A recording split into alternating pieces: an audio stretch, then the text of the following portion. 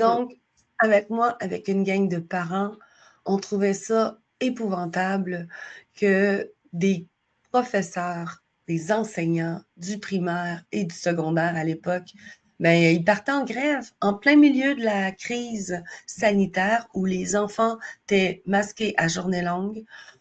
Les profs, eux autres, sont partis en guerre pour leurs conditions de travail, leur salaire. Là, tout le monde va dire, ben là, c'est normal, les profs méritent. Oui, j'ai été 20 ans prof.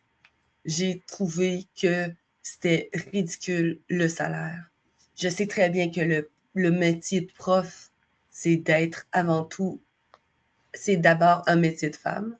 Le métier de, il y a de la dévotion à la base dans ces enseignantes du début de cette école comme on la connaît aujourd'hui, moderne, c'est-à-dire avec des maîtres et des élèves et avec ces instituteurs qui étaient à l'époque pas mal toutes des religieuses.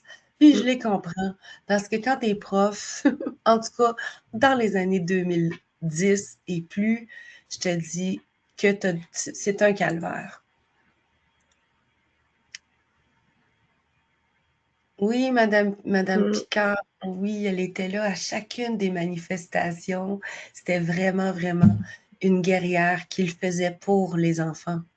Mais ce que je comprenais pas dans ce temps-là, c'est pourquoi les profs se sont pas levés. Pourquoi moi, j'ai quitté mon job de prof parce que je trouvais que ça n'avait pas de bon sens. Je trouvais que premièrement, dès la première fois qu'ils ont arrêté l'école, j'étais en poste de remplacement parce que j'ai été longtemps précaire. On a des conditions de merde, les profs. Fait que moi, à la fin, c'était comme j'ai quitté la commission scolaire après un litige parce qu'il y a du harcèlement psychologique dans les écoles, il faut le savoir. Puis les victimes d'harcèlement par les abuseurs sont les abusés, finalement, qui ne sont pas protégés, ni par les syndicats, ni par les médecins,